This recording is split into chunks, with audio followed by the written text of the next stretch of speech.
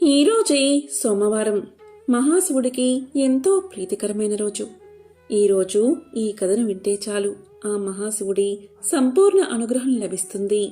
శివ అనగా కల్మషం లేనివాడు అని అర్థం. శివుడి 12 క్షేత్రాల్లో జ్యోతిర్లింగాలుగా పూజలు అందుకుంటున్నాడు. జ్యోతిర్లింగాలలో ద్వితీయ జ్యోతిర్లింగం, అష్టాదశ శక్తిపీఠాల్లో 6వ శక్తిపీఠం.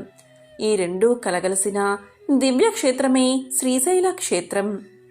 ఈ నల్లమల్ల అడవుల్లో అమ్మవారు అయ్యవారు స్వయంభూగా వెలిశారు.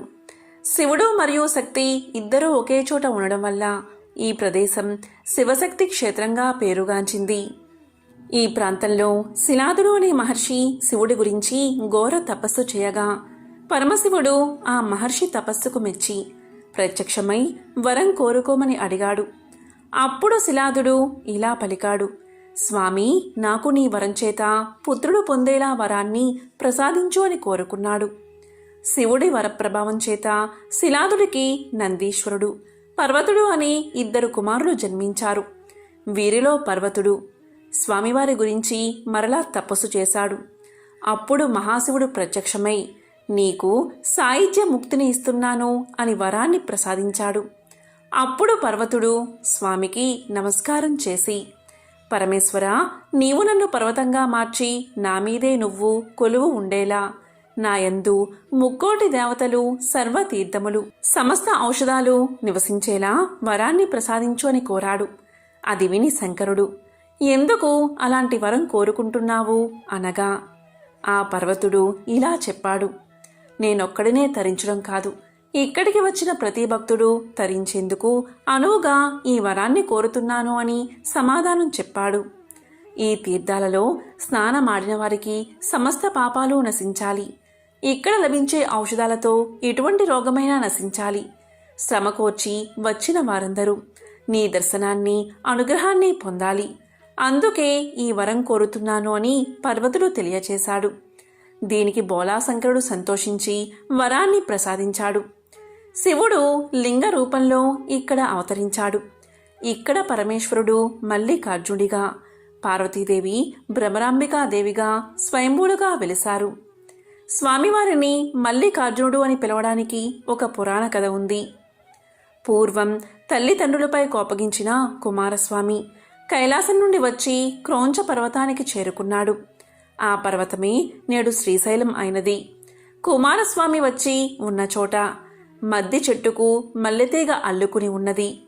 కుమారుడి కోసం వచ్చిన శంకరుడు ఆ చెట్టు కిందని లింగ రూపంలో వెలిసాడు కనుక స్వామిని మల్లికార్జునుడు అని పిలుస్తారు.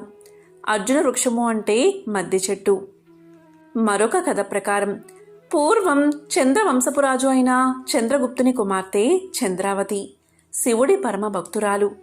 ఎప్పుడూ శివుణ్ణి ధ్యానిస్తూ గడిపేది. ఆమె భక్తికి మెచ్చిన పరమశివుడు సతీ సమేతుడై సాక్షాత్కరించి ఏమరం కావాలో కోరుకోమని అడగగా అంత చంద్రావతి, స్వామి, నేను మీ శిరముపై ఉంచిన మల్లెపూల దండ ఎన్నటికీ వాడిపోకుండా ఉండేలా వరం ప్రసాదించమని కోరింది. అప్పుడు ఆ దండను శివుడు గంగా చంద్రమంకల మధ్య ధరిస్తాడు. శిరమున మల్లెపూల దండ ధరించాడు కాబట్టి స్వామివారికి మల్లికార్జునుడు అనే పేరు వచ్చింది అని చెబుతారు. పూర్వం అమ్మవారు తపస్సు ఆచరించి పరమేశ్వరుణ్ణి ఇక్కడికి వచ్చి తన్ను వివాహం ఆడవలసిందిగా ప్రార్థించారు. అందుకు స్వామివారు ఒక వృద్ధుని రూపంలో వచ్చి ప్రత్యక్షమయ్యారు. అమ్మవారు, స్వామి, ఏమిటి ఈ అవతారం అని ప్రశ్నించగా, నేను అనాది నుంచి ఉన్నవాడను, నా రూపమిదే, ఇష్టమైతే వివాహం చేసుకో అని తెలిపారు. అందుకు అమ్మవారు, మహాదేవా, మీ తత్వం నాకు తెలియనిది కాదు, మీ మనోహరత్వం నాకు బాగా తెలుసు, మీరు ఏ రూపంలో ఉన్నా నాకు ఆమోదమే అని తెలిపి స్వామిని వివాహం చేసుకుంది. అలా వచ్చిన స్వామి వృద్ధ మల్లికార్జునుడు. నేటికీ లింగ రూపంలో ప్రధాన ఆలయానికి కుడివైపున ఉంటారు. తెలుగుదేశమున ఒకానొక గ్రామసీమలో బీదవాడైన శివయ్య అనే పేరుగల బ్రాహ్మణుడు నివసిస్తున్నాడు. అతను రాజేశ్వరి అనే ఆమెను పెళ్లాడి కాపురం చేస్తూ ఉన్నాడు. కొంతకాలానికి ఆ దంపతులకు ఒక కుమారుడు, ఒక కుమార్తె కలిగారు. పుత్రుని పేరు సదాశివుడు, పుత్రిక పేరు దాక్షాయణి. బీదవాడు అవడం వల్ల శివయ్య భిక్షాటనం చేసి భార్యా బిడ్డలను పోషించుకుంటూ ఉండేవాడు. ఈ విధంగా కొంతకాలం గడిచిన తర్వాత తన భార్యతో శివయ్య ఇలా చెప్పాడు: మనం ఈ దరిద్రావస్థను భరించలేకపోతున్నాం. నేను తిరుపతి పుణ్యక్షేత్రానికి వెళ్లి స్వామిని దర్శించి అక్కడ కష్టపడి కొంత ధనాన్ని సంపాదించి తిరిగి వస్తాను. నీవు బిడ్డలను జాగ్రత్తగా చూస్తూ ఉండమని చెప్పి శివయ్య ప్రయాణమై వెళ్తుండగా ఒక ముసలి బ్రాహ్మణుడు శివయ్యకు ఎదురై ఇలా చెప్పాడు: ఎవరు నాయనా నీవు అని అడిగాడు. దానికి శివయ్య ఇలా చెప్పడం మొదలుపెట్టాడు: మహానుభావా, ఆ కనిపిస్తున్న పల్లెయే నా గ్రామం. చాలా బీద కుటుంబకుడును. ఒక భార్య, 2 పిల్లలు ఉన్నారు. సంపాదించింది చాలక దరిద్ర బాధ భరించలేక తిరుపతికి వెళ్లి ధనార్జన చెయ్యాలి అనే తలంపుతో ఇల్లు విడిచి బయలుదేరాను అని చెప్పాడు. దానికి ఆ ముసలి బ్రాహ్మణుడు నవ్వుతూ ఇలా పలికాడు: ఓయి వెర్రినాయనా, తిరుపతికి వెళ్ళినంత మాత్రాన, ప్రభు దర్శనం చేసినంత మాత్రాన నీవు ధనాన్ని సంపాదించుకోగలవా? నీకు సకల ఐశ్వర్యాలు ఇచ్చే వ్రత కథ ఒకటి చెప్తాను, శ్రద్ధగా విను అని చెప్పగా అంత శివయ్య: పుణ్యపురుష, అది ఏ దేవుని కదో ఆ చెట్టు నెడలో కూర్చుని వివరించండి స్వామి అని వేడుకున్నాడు. అంతనా ఆ బ్రాహ్మణోత్తముడు శివదేవుని కథ చెప్పడం ప్రారంభించాడు. పూర్వం వంగదేశాన్ని పరిపాలిస్తున్న సూరసేన మహారాజుకు గుణవంతురాలైన ఒక పుత్రిక ఉంది. ఆ బాలామణి పేరు సీమంతిని. సీమంతిని చిన్ననాటి నుండి శివదేవుని యందు అపారమైన భక్తి కలదై పూజలు చేస్తూ ఉండగా ఈ విషయం యాజ్ఞవల్క మహాముని భార్య అయిన మైత్రేయి తెలుసుకుని తానే స్వయంగా సీమంతునికి సోమవార వ్రత మహత్యాన్ని వివరించి చెప్పడానికి సూరసేన మహారాజు పట్టణానికి బయలుదేరి వచ్చి వ్రత విధానం సీమంతునికి తెలియచేసి వెళ్లిపోయింది. ఆ రోజు నుంచి రాజకుమార్తె సోమవార వ్రతాన్ని భక్తి శ్రద్ధలతో చేస్తూ సదాశివుని పూజిస్తూ వ్రతకథ చదువుతూ దినదిన ప్రవర్ధమానమవుతూ ఉంది. ఇలా ఉండగా అంగదేశాన్ని ఇంద్రసేనుడు అనే మహారాజు పరిపాలించేవాడు. ఆ రాజుకు చంద్రాంగదుడు అనే కుమారుడు ఉన్నాడు. ఆ చిన్నవాడు సకల విద్యలు నేర్చుకుని పెళ్లియుడుకు వచ్చాడు. చంద్రాగదునకు వివాహం చెయ్యాలి అనే తలంపుతో ఇంద్రసేన మహారాజు తన కొలువునందున్న మంత్రి పురోహిత సామంతులతో యువరాజైన చంద్రాగదునకు ఎక్కడైనా తగిన చిన్నదాన్ని చూడమని చెప్పి వారిని దేశ దేశాలకు పంపాడు. వారు అనేక దేశాలు తిరిగి తిరిగి చివరకు వంగదేశ పరిపాలకుడైన సూరసేన మహారాజు పట్టణం చేరుకున్నారు. ఆ రాజుకు సీమంతిని అనే కుమార్తె ఉందని పరిచారకుల వల్ల తెలుసుకుని రాజదర్శనానికై ఆస్థానానికి వెళ్లారు. అంత రాజు మంత్రి పురోహితులను గౌరవించి తమరు వచ్చిన పని ఏమిటి అని అడిగాడు. అప్పుడు వారు ఇలా చెప్పారు: మహారాజా, మాది అంగదేశము. మా ఇంద్రసేన మహారాజు గారికి చంద్రాగదుడు అనే కొడుకు ఉన్నాడు. అతనికి తగిన కన్య గురించి తిరుగుతూ తమ పుత్రికారత్నముగు సీమంతినీదేవి గుణగణాలు తెలుసుకుని ఇక్కడకు వచ్చాము. ఇదిగో మా యువరాజు చిత్రపటము అని చూపించారు. రాజు ఆ చిత్రపటాన్ని కుమార్తెకు చూపించి ఆమె సమ్మతికి సంతోషించి కళ్యాణ ముహూర్తం నిశ్చయించి మహావైభవంగా వివాహం చేశాడు. వివాహమైన కొంతకాలానికి ఒక రోజున చంద్రాగదుడు తన వినోదపు చెలికాండ్రతో యమునా నదీ తీరమున నావపై షికారు చేస్తున్న సమయంలో దురదృష్టవశాత్తు ఆ నావ నీటిలో మునిగిపోయింది. చంద్రాగదుడు తప్ప మిగిలినవారు చనిపోయారు. చంద్రాగదుని నాగకన్యలు పట్టుకుని తమ రాజు అయిన తక్షకుని వద్దకు తీసుకుపోయారు. తక్షకుడు చంద్రాగదుని చూసి, ఇతను ఎవరు, ఇక్కడకు ఎందుకు తీసుకువచ్చారు అని అడగగా నాగకన్యలు ఇలా సమాధానం చెప్పారు: మాకు తెలియదు. నీటి ప్రవాహంలో కొట్టుకుని పోతూ ఉండగా మాకు చిక్కడం వల్ల తమ దగ్గరకు తీసుకువచ్చాము అని సమాధానం చెప్పారు. దీనితో తక్షకుడు దివ్య దృష్టితో చంద్రాగదుని వృత్తాంతం తెలుసుకుని ఇలా పలికాడు. ఇతడు సామాన్యుడు కాదు. ఇతని ధర్మపత్ని సీమంతినీదేవి. శివుని ఆరాధిస్తూ సోమవార వ్రత ప్రభావం గల మహాపతివ్రత. అందువల్లే ఇతను నీటిలో పడిపోయినా ప్రాణాలు విడవలేదు. మీకు చిక్కడం వల్ల అతనికే విధమైన అపాయమూ కలగలేదు అని నాగకన్యలకు చెప్పాడు. ఈ సంభాషణంతా వింటున్న చంద్రాగదుడు భయపడుతూ దిక్కులు చూడసాగాడు. అంత తక్షకుడు చంద్రాగదుని వీపు చరచి ధైర్యాన్ని కలగజేసి తన దగ్గర ఉన్న విలువైన మణులు ఇచ్చి ఆ మణుల యొక్క ప్రభావం కూడా తెలియచేసి భూలోకానికి సాగనంపాడు. అక్కడ సీమంతిని తన భర్త జాడ తెలియకపోవడం వల్ల నావ ప్రమాదంలో చెలికాండ్రతో పాటు తన భర్త కూడా మరణించి ఉంటాడని అనుకుని పరిపరి విధాలా విచారిస్తూ, ఓ శివదేవా, తల్లి పార్వతి, నేను విడవకుండా ఆచరిస్తున్న సోమవార వ్రతం యొక్క ఫలితం ఇదేనా అని దుఃఖిస్తూ కనులు మూసుకొనగా స్వప్నంలో జగజ్జనని ఇలా పలికింది. అమ్మాయి, నీ భర్తకేమీ భయం లేదు. విచారించకు, సజీవుడై ఉన్నాడు. త్వరలో నీ చెంతకు వస్తాడు అని చెప్పి అంతర్ధానమయ్యింది. అంతలో ఆమె మేల్కొని స్వప్నంలో దేవి చెప్పిన వాక్యాలు వృధా కావని మనస్సును ధైర్యం చేసుకుని యథాప్రకారంగా సోమవార వ్రతాన్ని ఆచరిస్తూ ఉండగా దివ్య ప్రభావం గల మనులతో చంద్రాగదుడు తన దేశానికి తిరిగి వచ్చాడు. ఇంద్రసేన మహారాజు కొడుకు రాకకు సంతోషించి జరిగిందంతా తెలుసుకుని తన కుమారుడు సజీవుడిగా ఉన్నాడని మహిమగల మణులతో తిరిగి వచ్చాడు అని ఆ శుభవార్తను సూరసేన మహారాజుకు కబురంపి శుభముహూర్తాన సీమంతిని దేవికి చంద్రాగదునకు వైభవోపేతంగా పట్టాభిషేకం చేశాడు. సీమంతిని దేవి చంద్రాగదులు తమ దేశ ప్రజలకు సోమవార వ్రత ప్రభావం గురించి, శివదేవుని మహిమల గురించి బోధిస్తూ ధర్మ మార్గాన రాజ్యపాలన చేస్తూ ఉన్నారు. సీమంతిని దేవి తన సోమవార వ్రత మహిమ వల్లే ఐదవతనం కాపాడుకోగలిగిందని ప్రజలంతా భావించి తాము కూడా సోమవార వ్రతాన్ని చేసి సకల సంపదలతో సుఖంగా ఉన్నారు అని ముసలి బ్రాహ్మణుడు శివయ్యతో చెప్పి ఇలా అన్నాడు.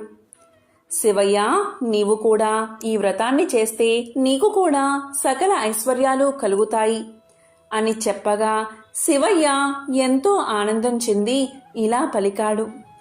మహాపురుష, ఆ వ్రతాన్ని ఎలా చెయ్యాలి అని కోరాడు. దానికి ఆ బ్రాహ్మణుడు ఇలా చెప్పసాగాడు. శివయ్య, విను. సోమవారం రోజున ఉదయమే లేచి స్నానం చేసి గృహాన్ని శుద్ధి చేసి రంగురంగుల ముగ్గులు పెట్టి ఇంటికి ఈశాన్య భాగమున పీట మీద శివదేవుని పటం ఉంచి ఆవు నెత్తో కాని కొబ్బరి నూనెతో కాని దీపాన్ని వెలిగించి శివదేవునికి టెంకాయ కొట్టి ధూపం వేసి మారేడు దళాలతో అభిషేకం చేసి 3 రకాల పువ్వులు పెట్టి భక్తితో పూజించి కొబ్బరి ముక్కలు తరిగి పంచదార కాని లేక బెల్లం కాని కలిపి నైవేద్యం పెట్టి శివదేవుని వ్రత కథ చదివించి ఆ ప్రసాదం అందరికీ పంచిపెట్టి తాము కూడా కళ్ళకద్దుకుని సేవించాలి.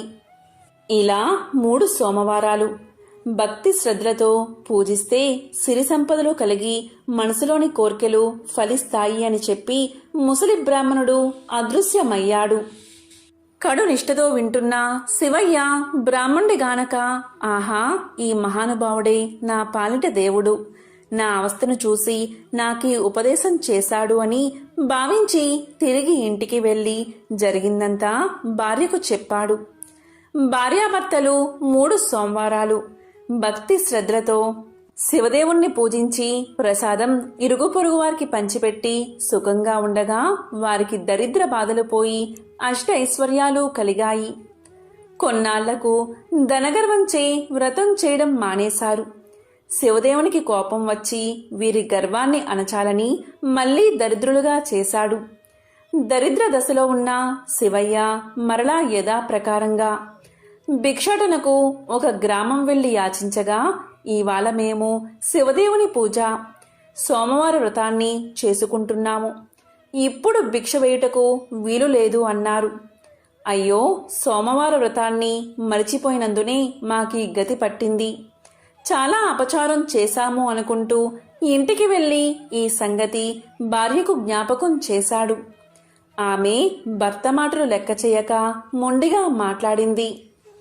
గత్యంతరం లేక శివయ్య పిల్లలతో నదిలో స్నానం చేసి వచ్చి శివదేవుణ్ణి పూజించి కథ చెప్పుకుంటూ భార్యను వినడానికి రమ్మని పిలిచాడు. తాను కథ కూడా వినను అని చెప్పగా ఆ మరనాడే ఆమె నేత్రాలు కనిపించకుండా పోయాయి. భర్త అయిన శివయ్య ఇలా పలికాడు. ఓసి పిచ్చిదానా, శివదేవుని పూజ మానేశావు, కథ కూడా విన్ను అన్నావు. నేను బీదవాడు అయిపోయాను, నీవు గుడ్డిదానివి అయిపోయావు. కనుక చేసిన తప్పులు క్షమించమని లెంపలు వేసుకో అని గట్టిగా మందలించాడు. భార్య అలాగే చేసి స్నానాన్ని ఆచరించి సోమవార వ్రతాన్ని ఆచరించి ప్రసాదాన్ని కండ్లకొద్దుకుని సేవించింది. వెంటనే కన్నులు కనిపించాయి.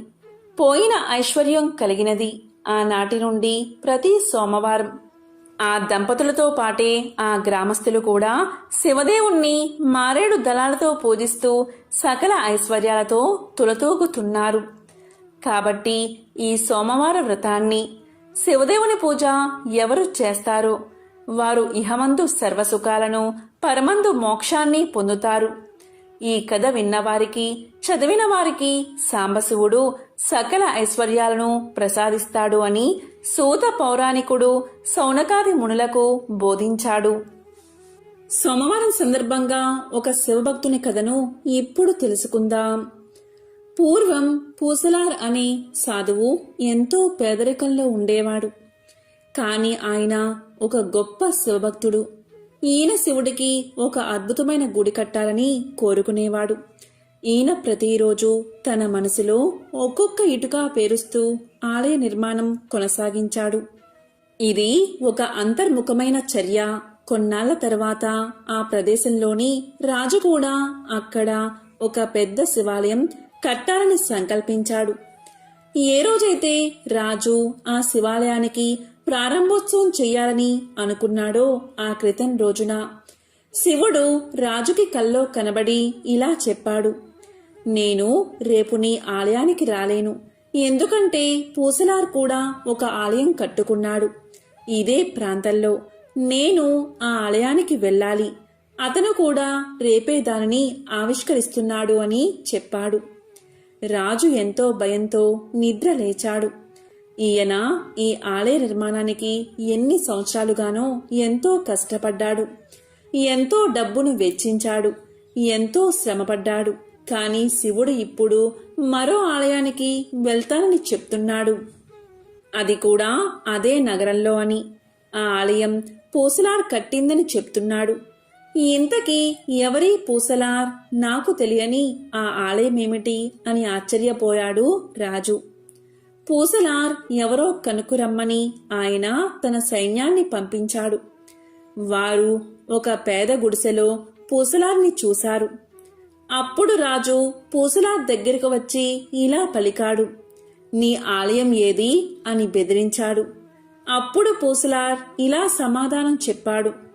మహారాజా, నేను కట్టుకున్న ఆలయం నా హృదయంలోనే ఉంది అని సమాధానం చెప్పాడు. దైవంతో మమేకం అవ్వడమే భారతీయ సంస్కృతి. ద్వాపర యుగంలో అర్జునుడే కలియుగంలో తిన్నడిగా అవతరించాడు. ఆ తిన్నడి భక్త కన్నప్పగా కీర్తి గడించాడు. తిన్నడి పుట్టు పూర్వోత్తరాలను, అతను భక్త కన్నప్పగా మారిన వైనాన్ని మనం తెలుసుకుందాం. అర్జునుడు ఆ జన్మలో శివసాయుధ్యం పొందలేక మరో జన్మ ఎత్తాడు. తండ్రి నాదనాల దంపతులు తిన్నడి తల్లిదండ్రులు. తిన్నడు బోయ కుటుంబంలో జన్మించినందున రోజూ వేటకు వెళ్లేవాడు. ఒకరోజు వేటాడ్డం పూర్తయ్యాక అడవిలోని ఓ చెట్టు కింద నిద్రపోయాడు. అలా పడుకున్నప్పుడు తిన్నడికి మహాశివుడు కనిపించి కొద్ది దూరంలో ఉన్న గుడికి వెళ్ళమని చెప్పినట్లు కలవచ్చింది. తిన్నడు నిద్ర నుంచి మేల్కోగాని ఒక దుప్పి కనిపించింది. తిన్నడు దాన్ని వేటాడుతూ వెళ్లి మొగలేరు చేరుకున్నాడు. అక్కడ సరిగ్గా తనకు కలలో కనిపించిన శివలింగం దర్శనం ఇచ్చింది. తిన్నడు మురిసిపోయి, అయ్యా శివయ్య, నీకు నా మీద ప్రేమ ఉంటే మా ఇంటికి రా అని పిలిచాడు. మహాశివుడు రాకపోవడంతో తిన్నడు ఇల్లు వాకిలి మరచి అక్కడే ఉండిపోయాడు. ఇక పొద్దస్తమానం శివుడి సేవలోనే గడపసాగాడు. ఉదయం లేస్తూనే శివలింగం ఉన్న ప్రదేశాన్ని ఊడ్చి శుభ్రం చేస్తాడు. నోటితో నీళ్లు తెచ్చి శివలింగానికి అభిషేకం చేస్తాడు. చేతుల్లో పట్టినన్ని బిల్వ పత్రాలు తెచ్చి లింగాన్ని అలంకరిస్తాడు. వేటాడి తెచ్చిన మాంసాన్ని నైవేద్యంగా సమర్పిస్తాడు. అదే ఊరిలో ఉన్న శివగోచార అనే భక్తుడికి తిన్నడి తీరుతిన్ను నచ్చలేదు. నోటితో నీళ్లు తెచ్చి శివలింగం మీద పోయడం, మాంసాహారం నైవేద్యంగా పెట్టడం అంతా జుగుప్స కలిగించింది. దీంతో శివగోచార ఇలా అన్నాడు, ఇలా మొరపెట్టుకున్నాడు. మహాశివ, ఈ విపరీతాన్ని నేను చూడలేకపోతున్నాను. పాప పంకిలమైన పనులు చేయడమే కాదు, చూడ్డము ఘోరమే. ఇంతకంటే చనిపోవడం మేలు అని దుఃఖిస్తూ తలను శివలింగానికి కొట్టుకుని చనిపోబోయాడు. అప్పుడు మహాశివుడు చిరునవ్వు నవ్వి, ఆగు, తొందరపడకు, ఇక్కడే దాక్కుని ఏం జరగబోతుందో చూడు అన్నాడు. శివగోచారుడు మహాశివుడు చెప్పినట్లే చేశాడు. శివలింగం చాటుగా వెళ్లి నిలబడ్డాడు. అప్పుడే నోటితో నీళ్లు తెచ్చిన తిన్నడు ఎప్పట్లాగే శివలింగానికి అభిషేకం చేశాడు. బిల్వ పత్రాలతో అలంకరించి మాంసాన్ని నైవేద్యంగా సమర్పించి పూజ చేశాడు. అయితే శివుడు తనకు పెట్టిన నైవేద్యాన్ని ఆరగించలేదు. ఎందుకు ఇలా జరిగింది? శివుడు తన్ను తిరస్కరిస్తున్నాడా అనుకుని బాధగా చూశాడు తిన్నడు. తీరా చూస్తే శివుడి కంటిలో నుంచి కన్నీరు కారుతుంది. రుద్ర నేత్రంలోంచి కన్నీరు కారడం తిన్నడు భరించలేకపోయాడు. తిన్నడు పరిగెత్తుకుంటూ వెళ్లి ఔషధ మొక్కల ఆకులు తెచ్చి రాతిమీద నూరి దానితో కంటికి కట్టుకట్టాడు. తీరా చూస్తే రెండో కంటి నుండి రక్తం కారుతుంది. ఇక తిన్నడు సహించలేకపోయాడు. బాణంతో తన కన్ను తొలగించి మహాశివుడికి అమర్చాడు. కాని అప్పుడు మొదటి కంటిలో నుంచి రక్తం కారడం మొదలయింది. తిన్నడు మరింత దుఃఖిస్తూ, శివా, విచారించకు, నా రెండో కన్ను కూడా తీసి పెడతాను అంటూ శివుడికి రక్తం కారుతున్న కంటిని గుర్తించేందుకు తన కాలిని ఆ కన్ను దగ్గర పెట్టి రెండో కంటిని పెకలించి తీసి శివుడికి అమర్చబోయాడు. అదంతా వెనక నుంచి చూస్తున్న శివగోచారి ఆశ్చర్యానికి అంతు లేకపోయింది. తిన్నడి అపరిమిత భక్తి ప్రపత్తులకు శివుడు ప్రత్యక్షమయ్యాడు. తిన్నడు మరో కన్ను పెకలించకుండా వారించి, భక్తా, నీ నిస్వార్థ భక్తికి మెచ్చాను. కన్ను అప్పగించినా నువ్వు ఇకపై కన్నప్పగా ప్రసిద్ధమవుతావు, సిసలైన భక్తుడిగా చిరస్థాయిగా నిలిచిపోతావు అంటూ శివ సాయుధ్యాన్ని ప్రసాదించాడు. శివగోచారుడు ఈ ఉదంతాన్ని కళ్ళప్పగించి చూస్తూ ఉండిపోయాడు. ఈ కథ మహాశివపురాణంలోనిది. పూర్వం ఒకానొకప్పుడు దేవగిరి అనే పట్టణంలో సుధర్ముడు అని గొప్ప శివభక్తుడు ఉండేవాడు. అతను త్రికాలాల్లోనూ సంధ్యావందనం అలవాటైనవాడు. ఎప్పుడూ కూడా శివభక్తి అలవాటు పడిన మనసు ఉన్నవాడు. భగవంతుని యందు అతని మనసు లగ్నం కావడం చేత తనకి ఇది ఉంది అని కాని ఇది లేదు అని కాని ఎప్పుడూ అతను భావించేవాడు కాదు. తనకి ఏది లేకపోయినా ఉన్నా అంతా ఈశ్వరానుగ్రహమే అని అనుకునేవాడు. అతని భార్య పేరు సుదేహ. మహా సౌశీల్యవతి, భర్తను దైవంగా భావించే మహా ఇల్లాలు. ఇలా ఉండగా వీరిద్దరికీ సంతానం కలగలేదు. దీనితో సుదేహ ఎంతో బాధపడుతూ ఉండేది. భార్య బాధను చూసిన సుధర్ముడు ఇలా పలికాడు, సుదేహ, ఎవరు ఎవరికి తల్లిదండ్రులు, ఎవరు ఎవరికి బిడ్డలు, ఎవరి స్వార్థం వారిది. అటువంటి బిడ్డల కోసం ఎందుకు నీకీ అలజడి? ఈ సంబంధాన్ని ఈశ్వరుడి మీద పెట్టు, నీవు తరిస్తావు, నీతో పాటు నేను కూడా. ఈ బిడ్డలు సంసారం మనం తరించడానికి ప్రతిబంధకాలు. అందుకని మరో ఆలోచన లేకుండా ఈశ్వరుని యందు మనసు పెట్టు అని చెప్పాడు సుధర్ముడు. ఈ మాటలు విన్న తర్వాత సుదేహ తన మనసును సర్దుకుంది. ఇలా ఉండగా ఒకసారి సుదేహ పొరుగు ఇంటికి వెళ్ళింది. ఈ సందర్భంలో స్త్రీల మధ్య ఏదో వాదులాట వచ్చింది. సుదేహ తనకు తెలిసిన మంచి మాట పొరుగావిడికి చెప్పింది. అది విన్న పక్క ఆవిడ, చెప్పడానికి నీకున్న యోగ్యత ఏమిటి అని అడిగింది. ఆ మాటలకు సుదేహ ఎంతగానో బాధపడి జరిగిందంతా భర్తకు తెలియచేసింది. అప్పుడు సుధర్ముడు ఇలా పలికాడు, నేను ఎంతగా చెప్పినా నీవు బిడ్డల గురించే ఆలోచిస్తున్నావు. మనసుని ఈశ్వరుని వైపు మరచలేకపోతున్నావు. బిడ్డలు కలగడానికి కలగకపోవడం మన దోషం. ఆ దోషం నీదో నాదో తేల్చడానికి ఆ ఈశ్వరుడికే ఒక పరీక్ష పెడతాను. ఆ విషయాన్ని నేనే స్వయంగా ఈశ్వరుణ్ణి అడుగుతాను అని చెప్పాడు సుధర్ముడు. అప్పుడు సుధర్ముడు 2 పూలదండలు తెచ్చి భగవంతుని పాదాల దగ్గర పెట్టాడు. 2 పువ్వులు పెట్టి శివుడికి ఒక విజ్ఞాపన చేశాడు. ఒకవేళ నాయందు బిడ్డలు పుట్టడానికి దోషం ఏదైనా ఉంటే ఆవిడ ఈ దండ పట్టుకుంటుంది. ఒకవేళ మాకు అదృష్టం రాసిపెట్టి బిడ్డలు కలిగే యోగ్యం ఉంటే ఆవిడ ఈ దండ పట్టుకుంటుంది. ఈశ్వరా, నీ నిర్ణయాన్ని నువ్వే మాకు తెలియచెయ్యాలి అని నమస్కారం చేసుకుని భార్యతో ఇలా పలికాడు. సుదేహ, ఈ 2 దండల్లో ఒకదాన్ని పట్టుకో అన్నాడు. అప్పుడు సుదేహ పిల్లలు పుట్టే అదృష్టం లేని 2వ దండను పట్టుకుంది.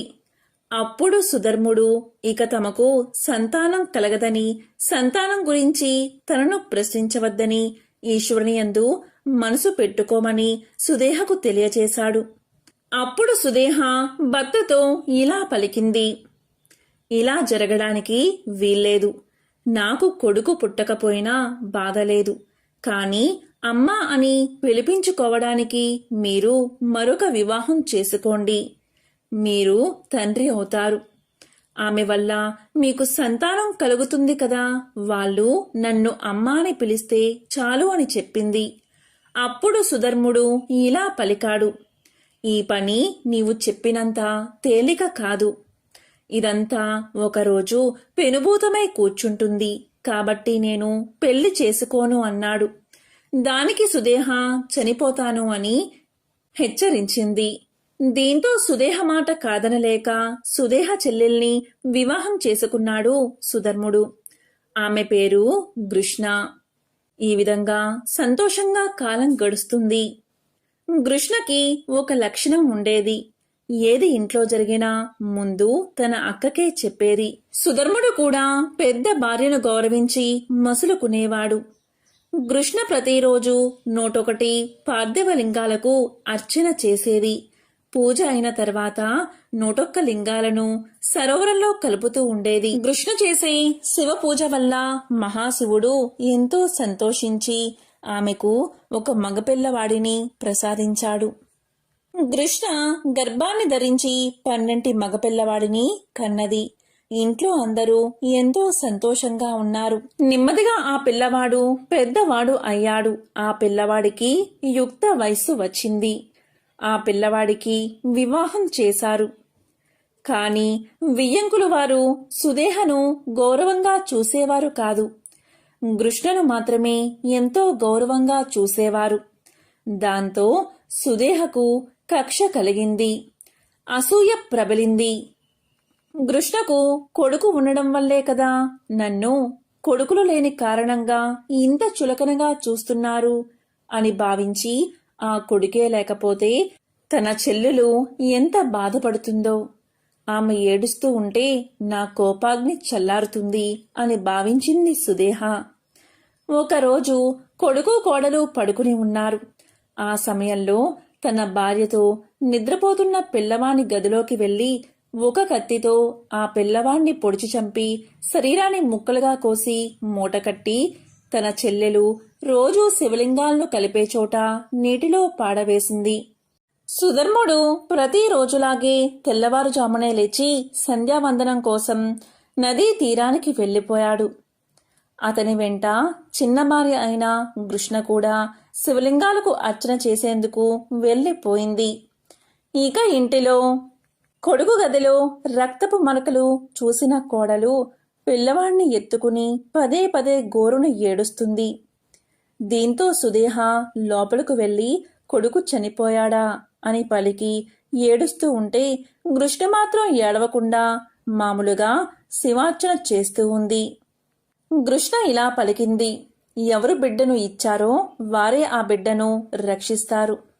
ఆయనే ఇదంతా చేస్తాడు అని శివలింగాలకు పూజ చేసి తరువాత పూజ చేసిన శివలింగాలను నీటిలో కలపడానికి నది వద్దకు వెళ్ళింది. అక్కడ కొడుకు శరీర భాగాలు నీటి మీద తేలుతూ కనబడ్డాయి. చిత్రం ఏమిటి అంటే కృష్ణ ఏమీ అనలేదు. ఆ దృశ్యాన్ని చూసిన శివుడు మాత్రం తట్టుకోలేకపోయాడు. శివుడు భరించలేకపోయాడు. వెంటనే శివానుగ్రహం వల్ల ఆ నీటిలోంచి కృష్ణ కొడుకు నడుచుకుంటూ వచ్చి తన తల్లితో ఇలా పలికాడు, అమ్మా, పెద్దమ్మ చంపగా నేను చనిపోయాను. నీవు చేసిన పూజ వల్ల శివుడు కరుణించి నన్ను బతికించాడు అని అన్నాడు. దానికి కృష్ణ ఇలా పలికింది, నాయనా, నిన్ను కాపాడినవాడు మహాకాలుడు. అతనే తీసుకువెళ్తాడు, అతనే బతికిస్తాడు. ఆయనే నిన్ను రక్షించాడు అని పలికింది.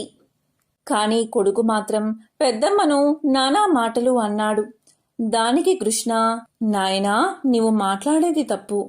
ఎప్పుడూ కూడా ఎవరిని నిందించకూడదు. ముక్కుంటి స్వామి నిన్ను రక్షించాడు కదా, ఆయన రక్షణ ఉన్నంతకాలం నిన్ను ఎవరూ ఏమీ చేయలేరు. ఎవరి మీద కోపం మనసులో ఉంచుకోకు అని చెప్పి ఇంటికి వెళ్ళిపోయింది. ఇది కూడా శివుడు భరించలేకపోయాడు. అప్పుడు శివుడు 3 కనులతో త్రిశూలం పట్టుకుని, కృష్ణ, ఈ త్రిశూలంతో నీ అక్కను పొడి చేస్తాను అన్నాడు. దానికి కృష్ణ ఇలా పలికింది, వద్దు స్వామి, వద్దు అని. దానికి ఈశ్వరుడు, నీ కొడుకును చంపింది కదా, అందుకే ఆమెను చంపేస్తాను అన్నాడు. అప్పుడు కృష్ణ మహాశివుణ్ణి పలుపరి విధాలా స్తుతించి, స్వామి, దీనివల్లే కదా నీవు ఎంత ఉదారుడవో లోకానికి తెలిసింది. నా కొడుకుని ఎవరు చంపారో లోకానికి తెలిస్తే ఎంత, తెలియకపోతే ఎంత. నిన్ను నమ్మిన వారికి నాశనం లేదని లోకాలన్నిటికీ తెలుసు. కాబట్టి ఈశ్వరా, నీ పాదాలయందు నాకు ఎల్లప్పుడూ భక్తిని కలిగేలా చెయ్యి. మా అక్క వల్లే కదా నాకు కొడుకు కలిగాడు, మా అక్క వల్లే కదా నాకు నీ యందు భక్తి కలిగింది, కాబట్టి మా అక్క తప్పును క్షమించు అని వేడుకుంది. దానికి మహాశివుడు ఇలా పలికాడు, సరే కృష్ణ, ఎలాగూ సాక్షాత్కరించాను కదా, ఏదైనా వరం కోరుకో, తీరుస్తాను అన్నాడు. దానికి కృష్ణ ఇలా పలికింది, స్వామి, నేను ఏ నదిలో అయితే నీ 101 శివలింగాలను కలుపుతానో ఆ చోట నీవు జ్యోతిర్లింగ స్వరూపుడిగా వెలుగు పొందు అని నమస్కారం చేసింది. కృష్ణ ప్రార్థన మేరకు మహాశివుడు కరుణించి ఇలా పలికాడు, సరే, అలాగే చేస్తాను. నీ కోరిక మేరకు ఆ ప్రదేశంలో జ్యోతిర్లింగంగా మారుతాను. నీ పేరు మీద కృష్ణేశ్వరుడు అనే పేరుతో వెలుస్తాను. నీవు నా గొప్ప భక్తురాలవు. ఇక్కడకు వచ్చిన భక్తులందరూ నీ చరిత్ర తెలుసుకోవాలి. నీ చరిత్ర జ్ఞాపకం తెచ్చుకోవాలి. జీవితంలో ఒకసారైనా నీ కథను విన్నవారికి వారి ఇంట్లో సకల శుభాలు కలుగుతాయి. కష్టాలు బాధలు తొలగిపోతాయి. కాబట్టి నిన్ను తప్పనిసరిగా తలుచుకోవాలి. నా పేరు ఈశ్వరుడు కాదు, ఇక్కడ కృష్ణేశ్వరుడై వెలుస్తాను అని చెప్పాడు మహాశివుడు. ఇంకా ఇలా పలికాడు, కృష్ణ, నీ యొక్క తరతరాల వారు నీ వంశంలో అందరూ మహాభక్తులు అవుతారు. నీ అక్కకు గల దుర్బుద్ధిని తీసేసి ఆమెకు సద్బుద్ధిని కలిగించాను. ఈ రోజు నుంచి ఆమె కూడా నా మహాభక్తురాలు అని పలికి స్వామి అదృశ్యమయ్యాడు. కాబట్టి ఈశ్వరుణ్ణి నమ్మిన వారికి ఎన్నడూ లోటు ఉండదు. కాబట్టి మహాశివ పురాణంలోని ఈ పవిత్ర కథను విన్నా, చెప్పినా, వినిపించినా సకల శుభాలు కలుగుతాయి.